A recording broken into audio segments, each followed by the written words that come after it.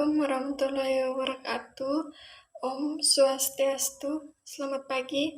Sebelumnya perkenalkan nama saya Sarah Yunita dengan NIM 22102361.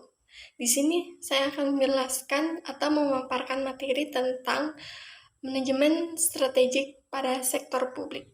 Pasti di sini kalian belum tahu apa sih itu manajemen strategik. Baik, di sini saya akan menjelaskan tentang manajemen strategik ini. Moments later. Manajemen strategik adalah suatu cara untuk mengendalikan suatu organisasi secara efektif dan efisien sampai kepada implementasi garis terhadap sedemikian rupa sehingga tujuan dan sasarannya tercapai. Terus di sini ada sasaran manajemen strategik. Ada 5. Yang pertama itu meningkatkan kualitas organisasi, yang kedua efisiensi anggaran, yang ketiga optimalisasi sumber daya, yang keempat itu kualitas evaluasi, yang kelima tentang kualitas laporan. Terus apa sih tujuannya manajemen strategik pada sektor publik? Di sini saya akan menjelaskan. Yang pertama itu untuk memenuhi kewajiban atau peran yang diamanahkan. Yang kedua untuk melegitimasi. Yang ketiga untuk meningkatkan kualitas pelayanan publik. Apa sih pentingnya manajemen strategik?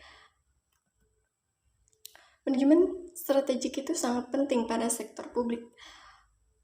Yaitu untuk mewujudkan suatu strategis, manajer harus paham tentang sistem pegawaian keuangan, struktur, dan perangkat lainnya.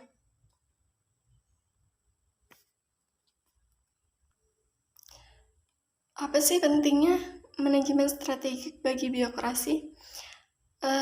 Mereka itu sangat penting karena penilaian tentang koordinasi organisasi saat ini dan mendatang serta koordinasi lingkungan merupakan aspek dalam manajemen strategik.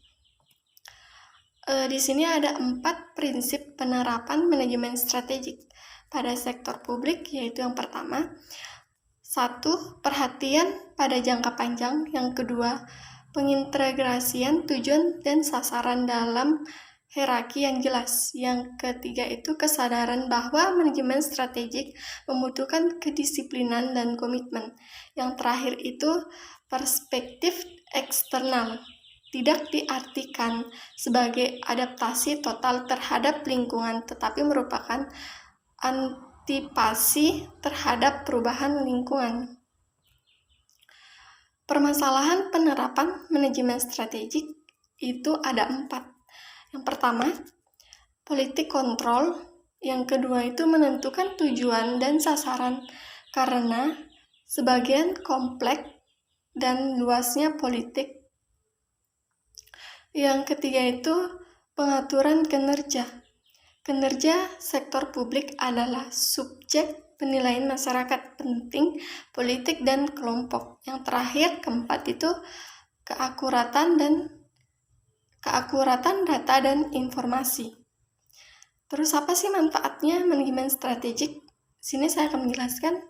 Yang pertama itu manajemen strategik berharga ketika keberadaannya mampu membantu para pembuat keputusan untuk dapat berpikir dan bertindak strategik. Yang kedua, berpengaruh dalam berpenghasilan organisasi. Yang ketiga, membantu pemimpin dalam membuat keputusan dan tindakan yang penting. Yang keempat itu ada sebagian saran untuk membantu pengelolaan sektor publik dan bukan merupakan tujuan dari sektor publik.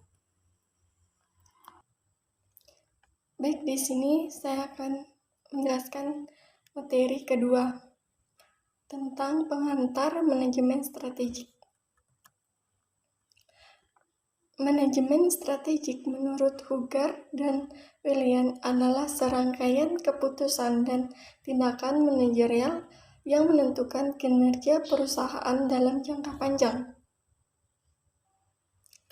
Lanjut, di sini ada Manajemen strategik adalah proses perencanaan, implementasi, dan mengendalikan suatu strategi organisasi dan juga menentukan misi dan tujuan perusahaan atau organisasi berkaitan dengan lingkungan eksternalnya. Baik, lanjut. Di sini saya akan menjelaskan relevansi Menstra untuk organisasi. Pertama itu sebelum tahun 1970-an, manajer membuat perencanaan jangka panjang mengendalikan asumsi masa depan akan selalu lebih baik, sehingga perencanaan masa depan standar berpanjangan pada yang lebih dilakukan di masa lalu. Yang kedua itu ada perubahan lingkungan dan kejutan seperti krisis energi, percepatan teknologi, meningkatnya persaingan global. Yang terakhir itu kondisi tersebut memaksa manajer perlu menyusun pendekatan secara sistematis untuk analisis lingkungan, baik internal maupun eksternal. Sebuah review terhadap pemilik bisnis di Amerika Serikat menemukan 60% pembisnis setelah mendapatkan Menstra atau memiliki dari jangka tersebut. 89% itu meningkatkan bahwa perencanaan mereka itu efektif. Data menunjukkan bahwa perusahaan yang telah diadaptasi sistem manajemen strategi mempunyai pendapat finansial lebih tinggi. Baik, lanjut. Di sini ada proses manajemen strategis. Ada 8 langkah dalam proses manajemen strategis. Yang pertama itu identifikasi misi dan sasaran organisasi. Yang kedua, analisis lingkungan luar. Yang ketiga, identifikasi peluang dan ancaman. Yang keempat itu analisis lingkungan internal atau sumber daya organisasi. Yang kelima, identifikasi kekuatan dan kelemahan. Yang keenam itu merumuskan strategi.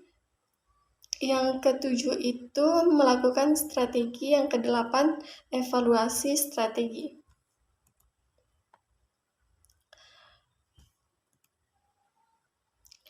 Baik, lanjut. Apa sih itu misi dan visi atau visi dan misi? Yang pertama itu visi, apa yang kita yakini bisa tercapai,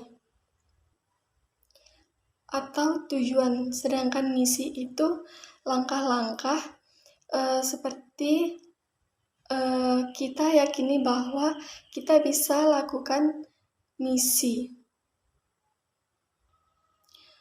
Misi itu adalah proses wujud yang unik dari suatu perusahaan yang membedakan dengan perusahaan lain. Baik, kita lanjutkan materi ketiga tentang kultur organisasi tradisional. Di sini ada manajemen karyawan. Di sini ada paling tahu atau sok tahu. Kalau karyawan itu tidak mengetahui bisnis. Terus yang kedua itu manajemen, ada pembuatan keputusan, dan di karyawan ada robot. Gitu. Baik, lanjut. Di sini ada perilaku kultur organisasi modern. Di sini ada manajemen karyawan. Situ yang pertama itu menciptakan dan mempertahankan visi. Yang kedua itu menghilangkan hambatan mental. Yang ketiga, bagi pengetahuan dan informasi bisnis melalui komunikasi. Yang keempat itu membuat keputusan bersama. Baik, itulah yang bisa saya paparkan tentang materi manajemen strategik sektor publik. Terima kasih. Assalamualaikum warahmatullahi wabarakatuh. Om Santi. Aku hanya memikirkan satu peraturan penting. Kenapa kau lakukan hari ini kalau kau bisa melakukannya besok? Hahaha.